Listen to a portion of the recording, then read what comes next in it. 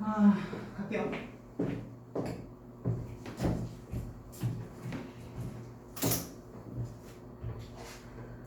오늘날의 사업 환경에서 회사들은 직면하고 있대. 뭘 직면하고 있느냐? 뭐 당연히 in their own home market, 자기네들의 홈 마켓에 위치되어 있는 다른 회사들과의 경쟁은 물론이고 아예 지구 반대편에 위치되어 있는 그 회사들과의 경쟁에도 직면해 있대. 지금 이해됐어요? 세계화 시대잖아.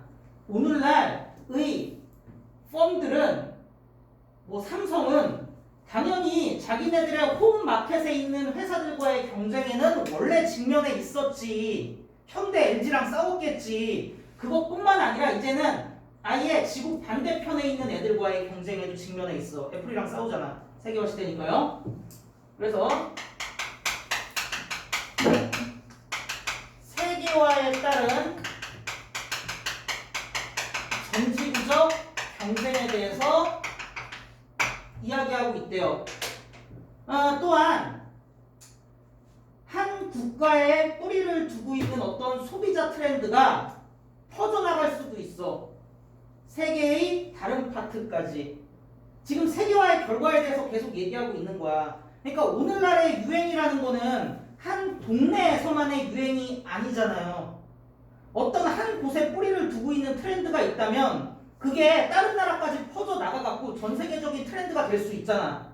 뭐 케이팝 같은 게 그렇겠지. 케이팝이 뭐 한국에 뿌리 두고 있는지 잘 모르겠지만 여기까지 오케이? 그렇다면 결과적으로 뭘 만들어낼 수 있냐? 사실 좋을 수도 있고 나쁠 수도 있어.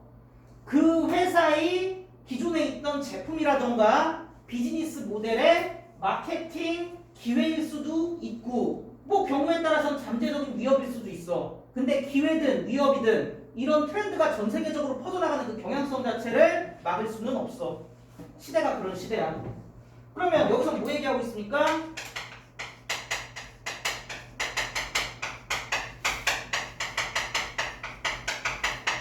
그래서 이 글의 주제는 심플해.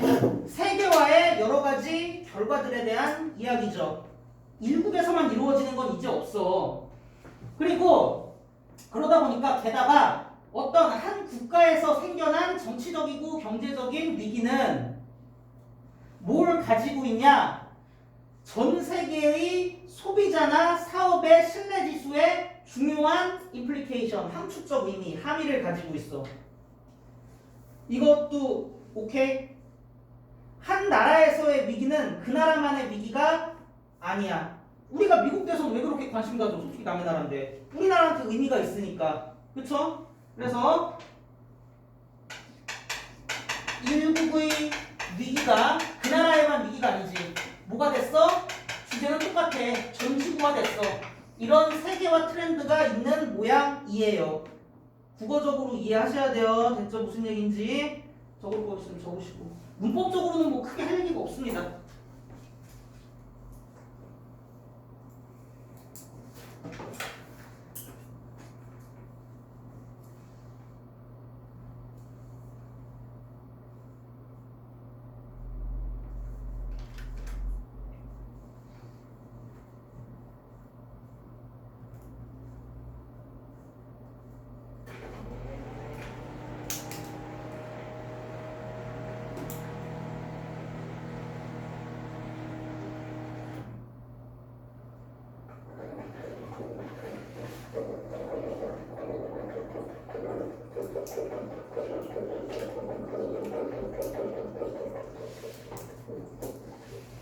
됐나요?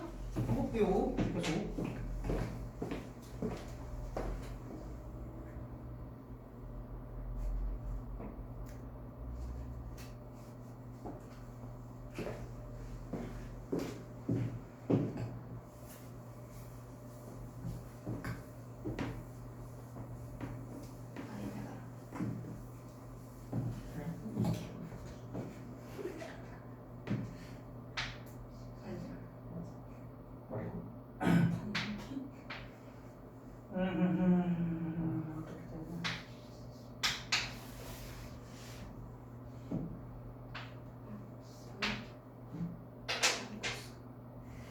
가능성이 없어.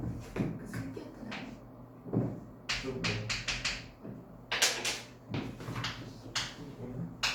이거 걸리면서.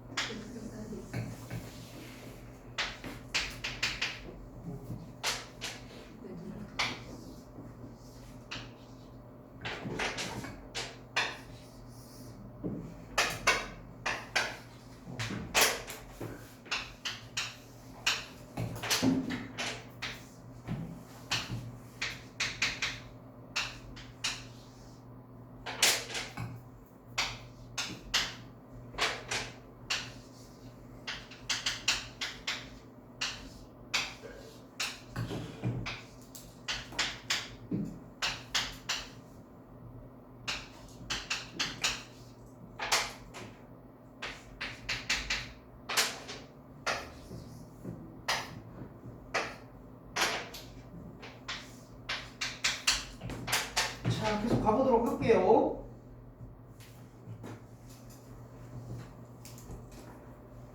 이거는 문법적으로 좀 가볼게. 여기서 need는요 조동사 같은 거예요. 왜냐면 원인데 needs가 아니잖아.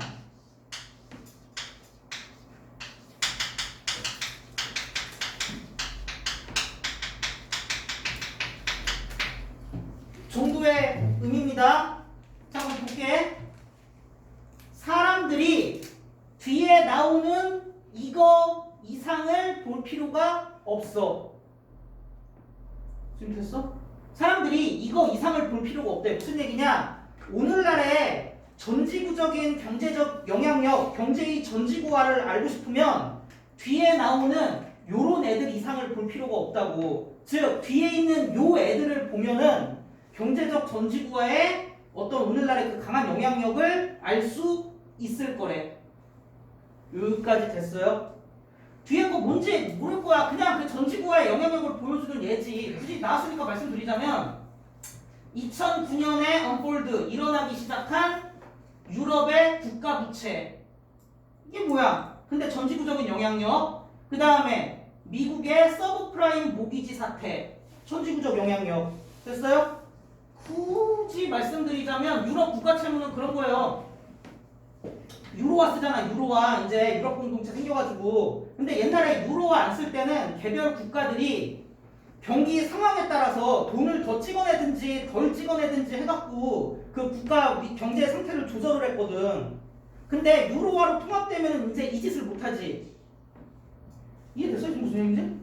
우리나라도 경기 좋고 안 좋고에 따라서 원 많이 찍어내든지 덜 찍어내든지 해갖고 경기 조절을 하잖아. 원래 그게 국가의 그 할 수 있는 능력이잖아. 근데 유로화로 통합되고 나서는 이 짓을 못하잖아. 그러다 보니까는 독일 같은 데는 엄청 이득을 봤는데 대표적으로 망한 나라가 그리스 뭐 이런 나라거든. 그래서 독일이 그리스한테 돈을 계속 꿔줬어요.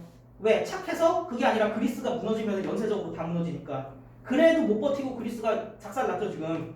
아마 요즘에 코로나 때문에 더 작살났을 거야. 관광을 못 가니까. 뭐 어쨌든 전 세계적인 영향력 맞죠? 왜? 그리스 살리려고 독일이 계속 때려박았잖아. 그리스만 하면 다 망하니까. 뭐 이런 사태도 있고요. 그 다음에 2008년쯤에 일어난 미국의 서브프라임 모기지 사태는 뭐냐면 자세히 설명 안 드릴게. 미국의 부동산 시장이 박살이 난 거야. 근데 미국 부동산 시장 박살난 게 무슨 관계인데 우리 여월동 사는데.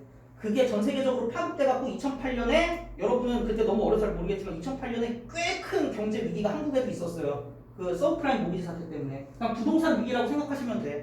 자, 그러면 얘네들 다 전지구적인 영향력을 보여주고 있는 거죠. 그래서 뭐 이런 경제적 성장이라던가 소비자들의 뭐 스pen딩이라던가 번영 같은 데 있어서 이런 전지구적인 사건들의 임팩트를 이해하는 데 있어서 얘네들 이상을 볼 필요는 없대.